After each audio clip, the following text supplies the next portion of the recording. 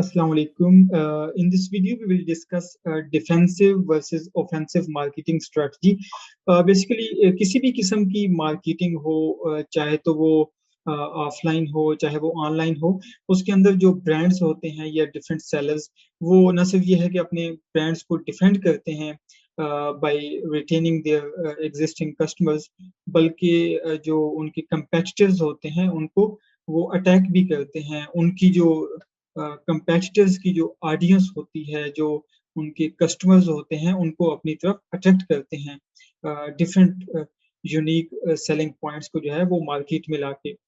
तो बिल्कुल यही सेम स्ट्रेटजी जो है वो हम अमेज़न पीपीसी के अंदर भी यूज कर रहे होते हैं, जिसमें ना सिर्फ ये है कि हम अपनी प्रोडक्ट डिटेल पेज को, अपने ब्रांड, अपनी प्रोडक्ट्स को डिफेंड कर रहे होते हैं अपने कंपेटिटर से, बल्कि हम जो हमारे कंपेटिटर्स हैं हम उनको भी टारगेट कर रहे होते हैं। और ये चीज़ हम कैसे अचीव करते हैं, ये हम जो हमने स्पॉन्सर्ड हमने प्रोडक्ट टारगेटिंग जो देखी है डिफरेंट एड टाइप के अंदर, उसके ज़रिए जो है हम अपने इस ऑब्जेक्टिव को अचीव करते हैं। अब वो आप स्पॉन्सर्ड प्रोडक्ट्स के अंदर भी प्रोडक्ट टारगेटिंग यूज़ कर सकते हैं, स्पॉन्सर्ड ब्रांड्स के अंदर भी यूज़ कर सकते हैं, स्पॉन्सर्ड डिस्प्ले के अंदर भी यूज़ कर सकते हैं। जो आप एड टाइप के अंदर प्रोडक्ट टारगेटिंग यूज़ करेंगे, वो इस जो आपकी जो कंपेटिटर्स की जो प्रोडक्ट डिटेल पेज होगा, वहां पे वो ऐड शो होंगे।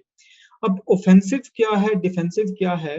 अब यहाँ पे मैं डिफरेंट सर्च कर रहा था, तो मुझे एग्जांपल के तौर पे जो है वो हेयर कॉम की इस लिस्टिंग के ऊपर जो है वो मुझे एक और ब्रांड जो है वो अटैक करता हुआ नजर आया। अब ये जो है वो गुड ऑफर प्लेस के नाम से जो है वो एक ब्रांड है। जब इसकी लिस्टिंग पे मैं आया हूँ, तो यहाँ पे जो है वो एक ऑलरेडी जो एक डिफरेंट ब्रांड है बेबीज के नाम से, वो इसको अटैक कर रहा है। अब इसको हम कहेंगे ऑफेंसिव। ठीक है। अब ये बहुत ही इम्पोर्टेंट जो है वो एक स्पॉट है। हम ऑलरेडी स्पॉन्सर्ड डिस्प्ले के अंदर इसको देख चुके हैं। अब ये स्पॉन्सर्ड डिस्प्ले का एड है। ठीक है। It is just below the buy box and just below the bullet point. यहाँ पे आपका स्पॉन्सर्ड डिस्प्ले एड शो हो रहा है। अब एक डिफरेंट ब्रांड इसको टारगेट कर रहा है।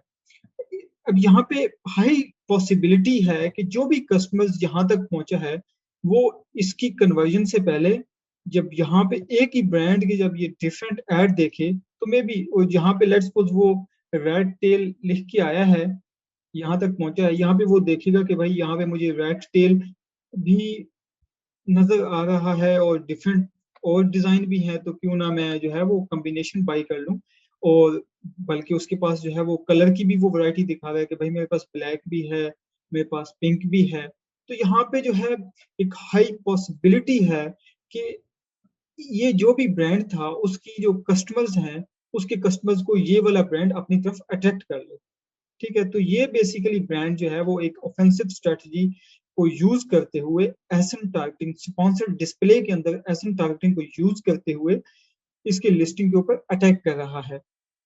यही बिल्कुल सेम चीज जो है वो आपने भी करनी है एसएम टारगेटिंग के अंदर, जहां हम कंपेटिटर्स को ऐड अटैक कर रहे होते हैं, तो यहाँ पे आपने डिफरेंट प्रोडक्ट्स के साथ जो है वो आप अपने कंपेटिटर्स को अटैक करना है। अब ये स्पॉन्सर डिस्प्ले में भी आप अटैक कर सकते हैं, स्पॉन्सर प्रोडक्ट्स के अंदर भी कर सकते हैं।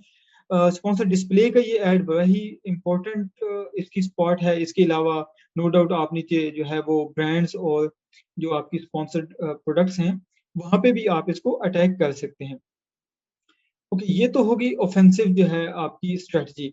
इसके अलावा डिफेंसिव के अंदर हम अपने ही ब्रांड को जो है वो डिफेंड कर रहे होते हैं अपने कंपेटिटर से। हम नहीं चाहते कि एक जो हमारा कस्टमर है वो हमारी शॉप, ये बेसिकली हमारी एक ऑनलाइन शॉप है जहाँ पे वो आ चुका है, हम नहीं चाहते कि हमारी ही शॉप के अंदर कोई कस्टमर आके किसी और की चीज बाई करके चला जाए, किसी और ब्रांड से बाई करके चला जाए। तो उसके लिए हम अपने ही पीडीपी को, अपने ही प्रोडक्ट्स को टारगेट करते हैं अपनी दूसरी जो सिमिलर प्रोडक्ट्स होती हैं उसके जरिए। अब फॉर एग्जांपल, अब ये जैसे कि ये ब्रांड है, अगर ये अपनी ही प्रोडक्ट्स को टारगेट करे, इस प्रोडक्ट को टारगेट करे अपनी ही डिफरेंट प्रोडक्ट्स के जरिए, तो उससे होगा ये कि इसके यहाँ पे जो डिफरेंट स्पॉट्स हैं वो इसके अपने ही जो है वो प्रोडक्ट्स शो हो रही होंगी। तो अब कस्टमर जहाँ पे भी जाए तो एट द एंड तो इसकी अपनी ही कन्वर्जन होगी। तो ये बहुत इम्पोर्टेंट है, चाहे वो आपका जो है वो ऑर्गेनिकली आपकी लिस्टिंग पे आए या स्पॉन्सर्ड आए, आप अपनी लिस्टिंग के ऊपर इसको जो है वो टारगेट करवाएं अपनी ही प्रोडक्ट्स के जरिए। ये स्ट्रेटजी आपको एक्सपेंसिव भी पड़ सकता है। उसकी वजह ये है कि आप अपने ही प्रोडक्ट्स को जो है वो क्लिक्स लगवा रहे हैं, मतलब अपने ही पीडीपी के ऊपर। तो it can be expensive but it's worth to give it a try. आप लाजमी जो है अपने ब्रांड को डिफेंड करें और at the end of the day देखें कि आपको जो ओवरऑल क्या मतलब वहाँ पे कन्वर्जन मिल रही है। इसके अलावा डिफेंड के अंदर आप बहुत जो इम्पोर्टेंट अपसेलिंग भी आप अपनी डिफेंड भी कर सकते हैं और अपसेलिंग भी कर सकते हैं। उसके लिए जो आपकी ब्रांड्स के अंदर आपकी जो है शॉप के अंदर जो कम्प्लीमेंट्री प्रोडक्ट्स हैं, आप उनको भी जो है टारगेट करवा सकते हैं बजाय इसके सिमिलर प्रोडक्ट्स के जरिए। फॉर एग्जांपल कम्प्लीमेंट्री प्रोडक्ट्स कैसे कि जैसे अगर आप पेंसिल बेच रहे हैं तो यहाँ पे शार्पनर को जो है अगर आप अपनी ही शार्पनर्स के एड्स को यहाँ पे शो करवाएं तो वो एक कम्प्लीमेंट्री प्रोडक्ट्स भी हो जाएंगे और आपका पीडीपी भी जो है वो डिफेंड हो जाएगा आप अपने कंपैक्टर से।